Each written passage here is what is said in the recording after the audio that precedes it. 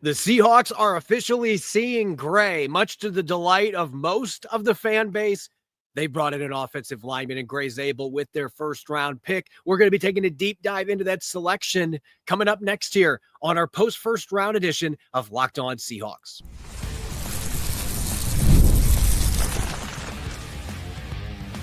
You are Locked On Seahawks, your daily Seattle Seahawks podcast, part of the Locked On Podcast Network, your team every day. Greetings, 12. This is Corbin Smith, the host of the Locked On Seahawks podcast, your daily Seahawks podcast, part of the Locked On Podcast Network, your team every day. Live here from the VMAC with my co-host, Nick Lee. A special thanks to all the 12s who are listening into this late Thursday show after the first round of the 2025 NFL Draft. Whether you're in Syracuse, Utah, or down in Tallahassee, Florida, we appreciate each and every one of you for making Locked On Seahawks your first listen 5 days a week. The Seahawks have an offensive lineman in the first round. First time they've selected a guard in the first round with John Schneider at the helm. We'll be taking a deep dive into Grey Zabel being selected by the Seahawks with the 18th overall pick. Plus, we've got day 2 strategies and the best prospects still available heading into round 2 tomorrow. This episode brought your way courtesy of our friends at LinkedIn Jobs. LinkedIn Jobs helps you find qualified candidates you want to talk to faster. Post your job for free at linkedin.com/LockedInNFL. Terms and conditions apply. Now for your lead story here on this post-first round edition of Locked On Seahawks. So many Seahawks fans, so many 12s out there had been pleading for the last several months for the Seahawks to use their first pick on an offensive lineman. And sure enough, they selected one of the favorites among the fan base, Grey Zabel, the guard. That's the position he is going to be playing, according to Mike McDonald and John Schneider, the guard out of North Dakota State. He has started games at all 5 positions at the FCS level. He dominated at the Senior Bowl, which obviously was a huge part of the assessment by John Schneider, Mike McDonald, and this entire scouting department. Nick, I know that you were starting to sweat it out going into pick number 18 because you were basically saying if it's anybody under 240 pounds not named Nick Manwari, I might throw something out my window. Luckily, Nick, your windows are fine because I know one of your favorite players was Grey Zabel going into this draft, and the Seahawks get a player that I like to call a dancing bear, extremely athletic, a strong fit from that perspective in Clint Kubiak's zone scheme. What I appreciated most, first of all, Nick Manwari is still on the board, so if we can come away with both, I'm okay with that too. What I appreciated about this is the Seahawks didn't get too cute. They tried to trade back. Certainly you could have had that situation where they traded back and then all of a sudden there's a run, including Zabel in front of them, and you kind of going to prom without a date pretty much with the your trade back situation. So I appreciated that. Well, yes, they tried to trade back. They didn't get too cute. This is how I kind of see this, Corbin, especially as we dive into maybe some day 2 strategies. This was eating your vegetables. My kids, I have 3 kids, 2 of them, of eating normal food age, and they hate eating vegetables. I still struggle eating vegetables, but I teach my kids it is so important. Like if we have some really yummy stuff on the dinner plate, a vat of mac and cheese, or I dangle, we made dessert, we made brownies, we made cookies. You have to eat your vegetables first. And drafting a guy like Grey Zabel for me is the Seahawks finally learning to eat the peas and corn. Or eat the carrots and eat your vegetables on the side of the plate there before you can dive into the more yummy stuff, which we'll get into. But really, you had to get there. You had to upgrade the interior offensive line. Yes, it's not the sexiest pick. If you could rank, if there's a sexy power rankings of all 32 picks, I don't think. I don't know. You're pretty high on my list. On the people who know ball in Seattle, sure. But nationally, it probably wouldn't rank very high on the sexy list. But for me, again, it's like eating your vegetables. You got to do it, get healthy, to get right. Then you can kind of enjoy some of the side dishes and dessert that we can dive into later. And what's interesting is Grey Zabel, probably the carrots and peas that are on your table probably were planted at his family farm. Listen, there's bias coming out of me here because I grew up on a farm in northern Indiana, and I understand just how grueling the work is. And that was a big reason that I was a successful football player, because of the work that I put in on the farm, getting up at 5 a.m. every single morning, the tireless work ethic that you have to bring to the table. And my dad demanded it. I know that the family there at the Zabel residence, I'm sure, demanded it the same way. Sometimes they made him pick up rocks as punishment, that is not a fun punishment either. But listen, jokes aside here, this kid, we've talked so much about him in the pre-draft process because of what he did at the Senior Bowl. And when you turn on the tape, you see a player who's playing tackle mostly the last 2 years. And that's not where he's going to be at in the NFL, because he's got 32-inch arms. He's got the athleticism to play tackle. The length is a significant issue, but playing inside is going to mitigate that problem. It's not going to be as big of an obstacle for him at the next level. And he is such a dynamic athlete. It isn't just from a testing standpoint. 36.5-inch vertical, 4.6 second short shuttle at 6'6", 316 pounds. This guy is an upper tier athlete for the position, but he has the other component that the Seahawks so badly needed. He has got some nastiness in the trenches. He mentioned his favorite play tonight was A-gap power, which made me very excited because as a running back, that was my favorite play. He likes to get after it and finish blocks. He likes to drive guys to the ground. So he isn't just a dancing bear that has great movement skills. He's also got the aggressiveness and the physicality, the toughness that you need. 7 pressures allowed this entire season at North Dakota State as a tackle. He's got great movement skills in the pass protection game. He can mirror. He uses his hands effectively, finishes up blocks, has a strong lower half so he can set anchor. There's a lot to like about this kid. The biggest question was the level of competition. And then we saw it at the Senior Bowl where guys were calling him out, wanting one-on-one reps, and he was still winning the vast majority of those. As John Schneider called it tonight, he was stealing reps, and that really solidified his standing on their board as the number 1 guard. They had him ahead of Tyler Booker, according to John Schneider tonight. So from that standpoint, there's a lot of reason to be excited. And Nick, I would anticipate we are going to see him. They didn't mention which side he was going to be at tonight. I think left guard, and then Christian Haynes, they're hoping, can take the right guard position. And you could have a dramatically improved offensive line in 2025.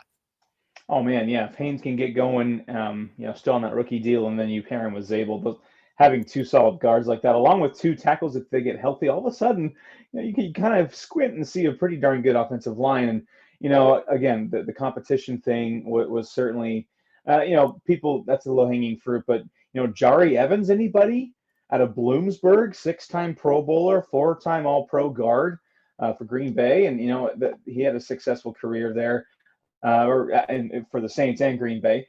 But, he's even bigger, and he's not quite as long, and so I think guard is certainly where he fits best. But you do love the versatility of he's played at least 200 snaps in college at 4 of the 5 positions. Then he played some center as well, also in the Senior Bowl.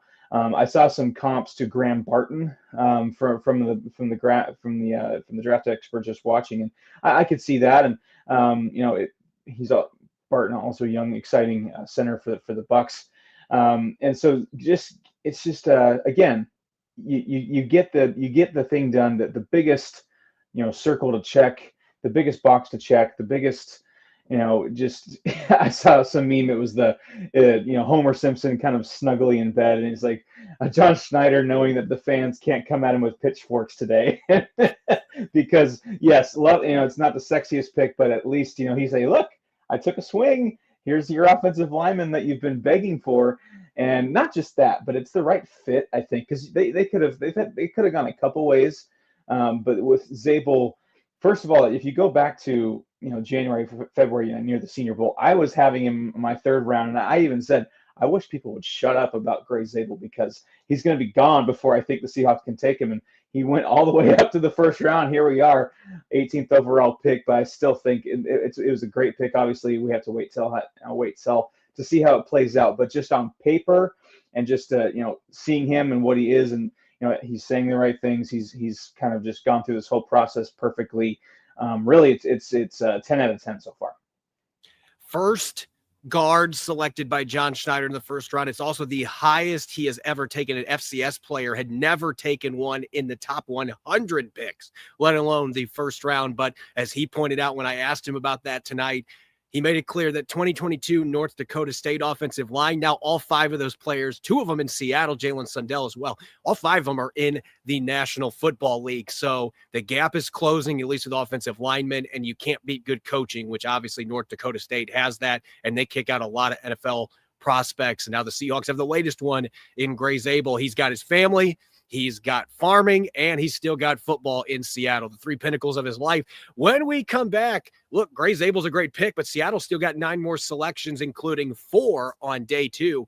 We're going to look at how Zabel being picked in the first round impacts the way that John Schneider can work the board tomorrow, the biggest positions of concern. And later in the show, we'll dive into more specifics with the best players available for John Schneider and company. We'll get to the positions first coming up next here on our post-first round edition of Locked On Seahawks. Ever check your bank account and wonder where did all my money go between dining out, online shopping, and buying Seahawks jerseys? It's easy to lose track. That's where Monarch Money comes in, your personal CFO, giving you full visibility and control over your finances. Monarch Money isn't just a budgeting app. It's a complete financial command center. You can track all your accounts, investments, and spending in one place so you stop just managing your money and start building wealth. When I first started using Monarch, I realized how much I was spending on pizza delivery. Now, I budget a little smarter and save a little bit of money. Instead of juggling multiple apps, you can use Monarch to check your finances, track spending, and even plan long-term goals. Managing money with your partner is now smoother than ever. You can track shared and personal accounts, set goals, and stay on the same page without the stress. Take control of your finances with Monarch Money. Use the code LOCKEDONNFL at monarchmoney.com for 50% off your first year. That's monarchmoney.com, code LOCKEDONNFL for half off your first year. There's nothing like the atmosphere of an NBA playoff game. Every bucket, every defensive stop, every moment feels huge. It's electric in the arena, and with Game Time, you can be part without the stress of last-minute ticket hunting. Game Time makes it fast and easy to get playoff tickets, even when the demand is sky high. Prices on the app actually go down as tip-off gets closer, and their last-minute deals can save you up to 60%. That's right, 60% of last-minute deals the day before attending sports, concerts, comedy, and theater events. And they've got all-in pricing, so there's no surprise fees at checkout. What you see is what you pay, and I get to view my seats from my seat before purchasing. Take the guesswork out of buying tickets with Game Time. Download the Game Time app, create an account, and use the code LOCKEDONNFL for $20 off your first purchase. Terms apply. Again, create an account and redeem the code LOCKEDONNFL for $20 off. Download Game Time today. Last-minute tickets, lowest price, guaranteed. Welcome back to the post-first round edition of Locked On Seahawks. This is your host, Corbin Smith. Glad to be joined here on this show by my co-host, Nick Lee. And a special thanks to all the 12s on this late night show. Thank you so much, as always, for making Locked On Seahawks your first listen 5 days a week. We greatly appreciate it. The Seahawks kicking off the 2025 NFL Draft, doing what I would say the vast majority of fans were hoping they would do, and that is attack the offensive line out of the gate. Grey Zabel out of North Dakota State, selected with the 18th overall pick, bringing his athleticism, his nastiness to the trenches. Seattle's hoping that his Senior Bowl play translates to the next level in Clint Kubiak's offense, especially working with new line coach John Benton. And Nick, with this pick, as you kind of mentioned with that Homer Simpson meme, knowing that maybe the fans aren't going to be coming after me with pitchforks now because I picked that offensive lineman, it gives John Schneider a lot of flexibility now. If he wouldn't have taken an offensive lineman in the first round, now you're sitting going into round 2, especially with Donovan Jackson going off the board in the first round. You're starting to think Tate Ratledge could be gone these first couple picks in the second round, and we are up till pick 50. Now you don't have to necessarily be restless about trying to move up in this draft to go get that guard. You've already got it taken care of, and there's still so many good players. We'll get to the specific players in the third segment, but it really opens up everything for John Schneider to play that trade game, moving up and down the board that he loves to do so much because he has checked off that biggest need, getting that guard in the first round. Yeah, you put it perfectly. He doesn't have that, like the crowd noise meter going with Mo Bamba blasting the camera shaking. He needs to get a guard. He needs to get a guard in round 2. It's not quite that way, which it was certainly the pressure still on because I still think that job's not finished along the offensive line. You can still go. I know we're going to talk specific players later. You could still go get a center prospect to compete with Olu. I've seen Jared Wilson perhaps mentioned in the chat. And then, like I said, with Grey Zabel, you ate your vegetables. And I know I love the kind of the two-pronged comparison there with him being on a farm. But you ate the vegetables. Now you get to you can have the fried chicken. You can have the vat of mac and cheese. You can have the dessert. And for me, that's wide receiver, tight end, corner, defense in general, edge rusher. And you can still, vegetables can still be defensive line too. But you can kind of branch out and really kind of pick your spots, especially as so many guys are available. And you mentioned trading. Certainly, I think with the firepower that the Seahawks have on day two, I think they would be remiss, in fact, to not at least explore a trade up option, because you and I both have guys who we thought would easily be in the first round, go in the first round, still hanging there, sleeping on it, not drafted yet. And so lots of guys that might have gone in the first round are still there. And so did the Seahawks get maybe an itchy trigger finger and go get one of those guys?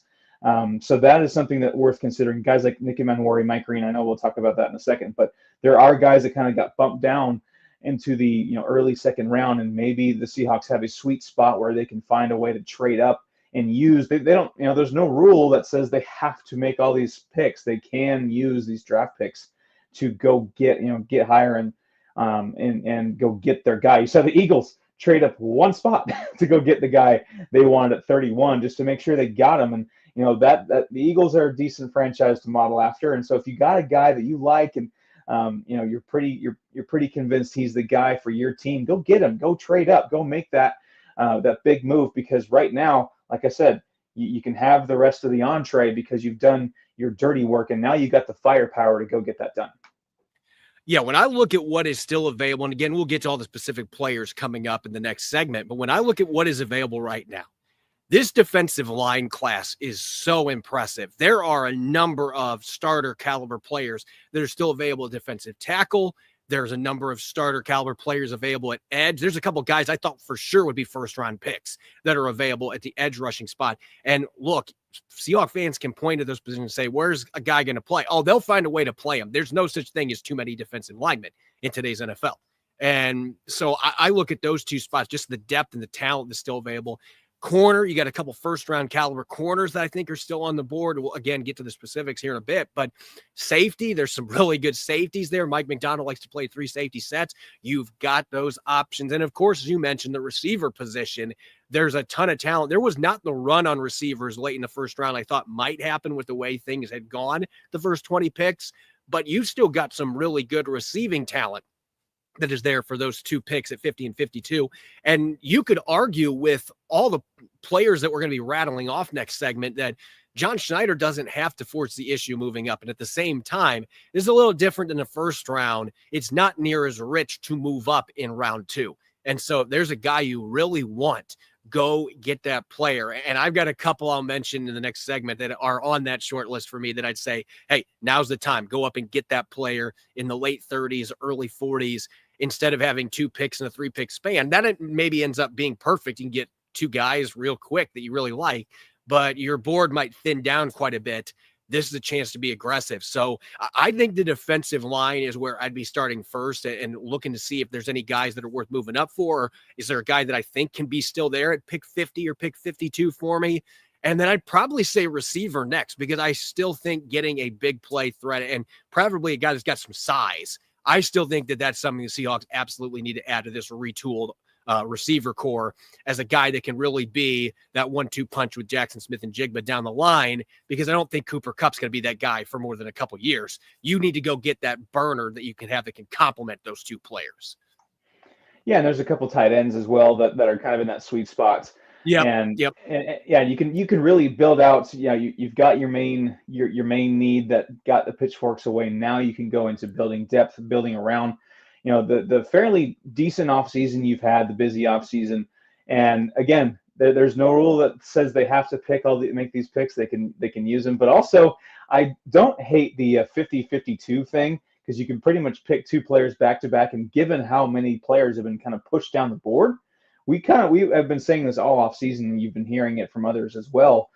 the difference between player 20 and player 50 to 60 isn't huge, as far as the depth of this draft. And so if you can sit in that spot and you have 2 picks with 50 and 52, that's also not a bad spot. You can really go back to back and just hit 2 needs right there, or double down on a position, on 2 positions, or on 1 position twice, however you want to do it. But really, what is great about this is the Seahawks are about as flexible and have about as much firepower as any team has in day 2.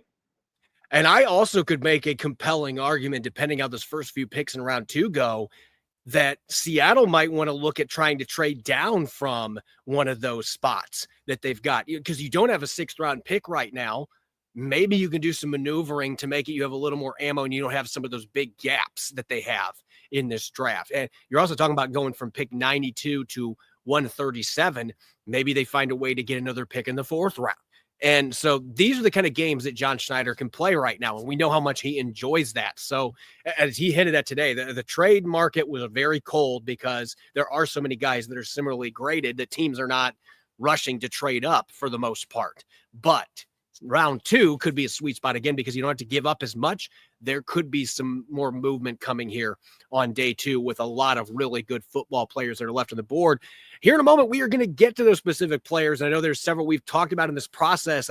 I've got a short list of 10 players here, and I'm looking forward to seeing who you've got on your list. I'm sure we've got some similarities as far as best fits for the Seahawks going into round 2 with those 2 selections on Friday. Don't go away. You're listening to the post-first round edition of Locked On Seahawks.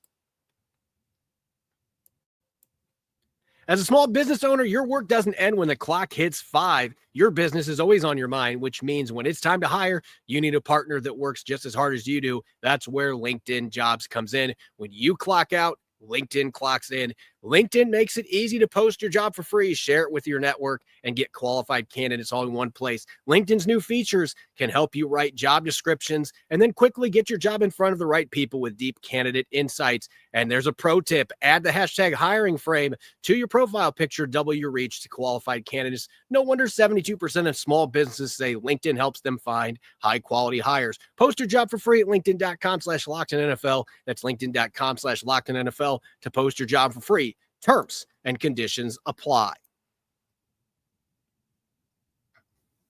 Welcome back to the post-first round edition of Locked On Seahawks. I'm your host, Corbin Smith. He's Nick Lee. A special thanks to all the 12s who are listening in. And thank you, as always, for making Locked On Seahawks your first listen 5 days a week. We greatly appreciate it. It's time to shift to day 2. We've looked at some of the position groups that John Schneider may prioritize. Now let's look at the players that are available. And Nick, I know that there is a like-named player that is very high on your list who is still available, and I'm surprised is still available at this point. And maybe he tops your list as we go into day 2. But I've got at least 7 players that I had top 32 grades on, at least 7. I might have more than that. I need to go back and look at my list, but there's a lot of really good football players here. And maybe that's why the idea of trading up, you don't want to miss your Cooper DeJean this year. You want to go up and get the player, Cooper DeJean. I always want to call him DeJean for some reason. Cooper DeJean. You want to go up and get that player that you want, that is high on your list when you have the draft ammo. Last year, the Seahawks didn't have a 2nd round pick, so they couldn't go get somebody like DeJean. This year, you've got 4 picks on day 2. And I already have a number of names here that I wouldn't argue against trying to move up for in round 2. Right, you make a good point that there have been so many guys that have been pushed down. Maybe you just sit back at 50 and see what happens. Nick Manwari, I mean, we had several guys had him in the 1st round. I even had perhaps the Seahawks taking him at 18 if there were some deals to be had where the Seahawks could get an offensive lineman or 2 on day 2 and satisfy those that have pitchforks out if they had drafted a safety with 18 overall. But Nick Manwari, talk about a guy who you can find a place for. Yes. Is safety the greatest need for the Seahawks at the moment? No. But we're talking like I've heard more than one person unrelated talk about him in a similar breath physically as Cam Chancellor. And if we're talking, maybe getting a Cam Chancellor type in Seattle, I mean, you kind of can't pass that up. I do expect him to go before 50. So I think if you want a Manwari, you probably need to trade up. That's a guy. That's a defensive back I'm looking at. As far as pure corner, I have a guy that I didn't really expect to be in the first round, but certainly towards the middle of day two, a guy that Darian Porter is a guy I still am really high on. Yep. Probably my biggest draft crush of day two possible prospects is Darian Porter, the corner out of Iowa State.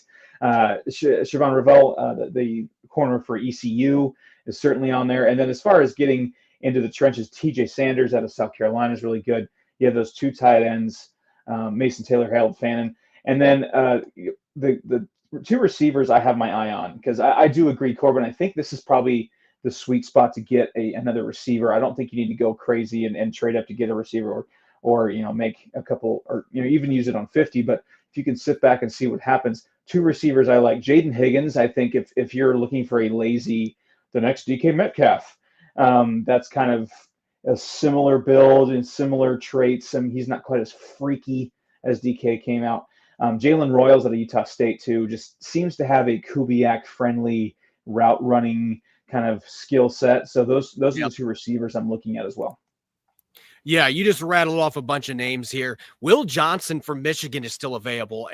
Look, he's had some injury issues, so maybe that's why he has fallen to this point, and the Seahawks might not have him on their board because of that. But, I mean, they did bring him in for a 30, and if the medicals didn't check out there, then they maybe took him off at that point. But Will Johnson is a fantastic football player with high football IQ, instincts for days. He is a pick six waiting to happen. He doesn't just create turnovers. He makes points off of them. So he's got to be high on the list here. I expect that he's going to go, as long as the medicals are not the real issue here, I think he's going to go quickly there on day two. Donovan Ezeraku, who I mocked to the Seahawks at pick 22 in my final mock, having him trade down. That is a player that didn't go, that if things unfolded a little differently and there was a few trades there and the Seahawks were one of them, I could have seen Ezeraku go in the first 30 picks. I mean, he is that kind of a player. I don't know that he gets to 50. This is really the sweet spot at this point, is at 33 to 35, 36 range. I expect he's going to be one of the first guys off. But if you want a dynamic pass rusher, he's a guy that makes sense. And then I've got Amanawari on there. And Siobhan Revell Jr. from East Carolina, there's more of a risk because he's coming off a torn ACL, but he is a fantastic football player. And everything I've heard is he is ahead of schedule, that he's got a really good chance to be ready for training camp, if not earlier. So this is a guy that I'm really excited about. It's 6'3", long arms, ball hawking skills, loves to hit people. He's an all-around corner. And so he's another guy that makes sense. And if we're looking at the defensive line, the tackle position, you mentioned TJ Sanders. He's definitely an option there. How about Darius Alexander from Toledo? I did a film study on this kid. He is as good of an all-around defensive tackle you're going to find. He's got some nose tackle reps. I think he's a 3-tech for the most part in the league, but he's got pass rushing ability. He's got a penetrator, gets a lot of tackles for loss, was a captain at Toledo.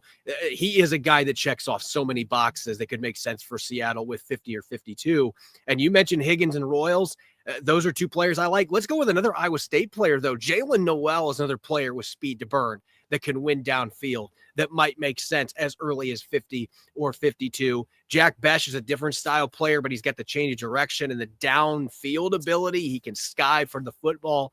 You've got a lot of options day two with receivers that can make plays, that can go get the football and have some vertical capabilities. And in the case of a guy like Royals, yards after catch for days as well. Noel can do that. So you've got a lot of different options at your disposal. If I'm going tight end, I'm still incredibly intrigued by Harold Phenom Jr., and I know that he is not considered a blocking tight end. He's not somebody you're going to put in line, but he was a top 10 graded zone blocking tight end last year by Pro Football Focus. As a move blocker, he's actually pretty darn good. He's short and kind of compact, and he plays a physicality. And oh, by the way, he had over 1,500 receiving yards last year, and over 800 of those came after the catch. I think Harold Phenom would be a really fun weapon to put in Clint Kubiak's multi-tight end heavy offense, and could be a focal point in their new passing game. Going back to Siobhan Revell, having a guy like him, I'm seeing kind of some chatter about this in the chat as well, is, you got Reek Woolen there, who there's no guarantee he's going to be there after this year. He's on a contract year. And yes, there's still, the jury is still out on Woolen as far as a full, dual threat corner in the run game and pass coverage. So if you get Revell in there, Really, yes. We're hearing good news about him with his medicals, about perhaps being ready sooner than later. But you also, if you take him, don't have to rush him because you got some corners locked in. But also, it can Yep. be kind of a redshirt year where he's kind of brought on slowly, and all of a sudden he's you look in week 8, 9, 10, and he's getting significant snaps. And either Reek Woolen needs to look over his shoulder, or you have two Reek Woolens, which is probably is not a bad thing at Two cornerback. So Reek that Woolens is better than one, I guess. yeah, Yeah. Yeah.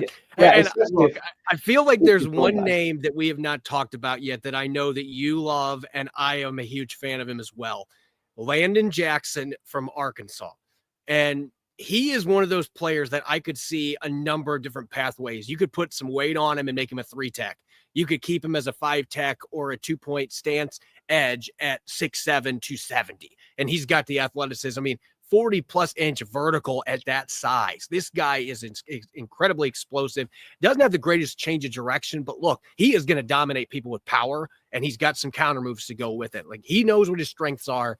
I just think that his positional flexibility, what he can do, he strikes me as somebody that Mike McDonald would be very high on. And there's a good chance that he might be there at 50 or 52. Maybe he goes in the 40s.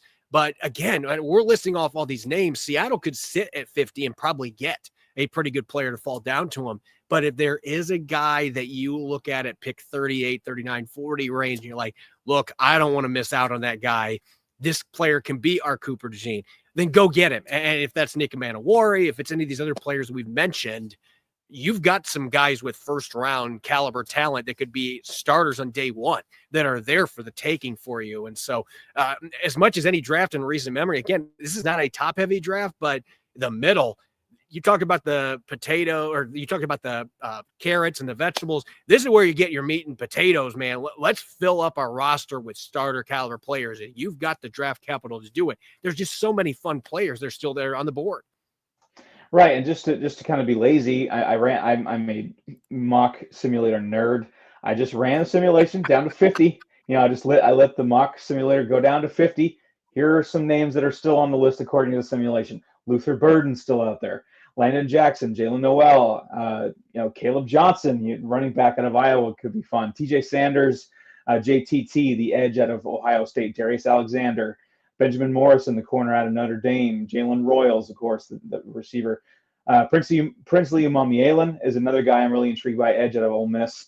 Tate Ratledge, they could double down as well. Jaden Higgins. And so what you go would down that the list, say about the guard position and what the Seahawks coaching staff thinks if they break Zabel and Ratledge, man, think about it. Mullets and mustaches are coming to the Pacific Northwest. The amount Light. of merchandise you could sell, man. Bush Light you. Yeah, I mean, but those are the names I list that were available at 50 on the simulation. So plenty of talent, starter caliber talent, I think, still available. You're making a strong argument for staying put. Yeah, I think that's. I kind of talked myself into maybe trading up, but if you really want him in Manwari maybe, or Ravel perhaps, but yeah, if you stay at 50, it looks like there's going to be plenty of startable names still there. Yeah, all I know is tomorrow is going to be an insane day, and we will have a Friday episode coming your way after all of the chaos. Who knows what John Schneider's got up his sleeves, what the Seahawks are going to do with 4 picks. Maybe it turns into 5. Who knows what's going to end up happening in tomorrow's circus on day 2 of the NFL draft. But we'll have it all broken down here on Locked On Seahawks. As always, you can follow me on X and Blue Sky at Corbin Smith NFL. You can follow Nick at NickLee51. Make sure to subscribe to Locked On Seahawks on YouTube or wherever you get your podcasts to make sure you don't miss a single episode. We'll have day 2 coverage coming your way tomorrow, breaking down all of the selections for the Seattle Seahawks. Make sure you listen in and enjoy the rest of your Thursday night. Go Hawks.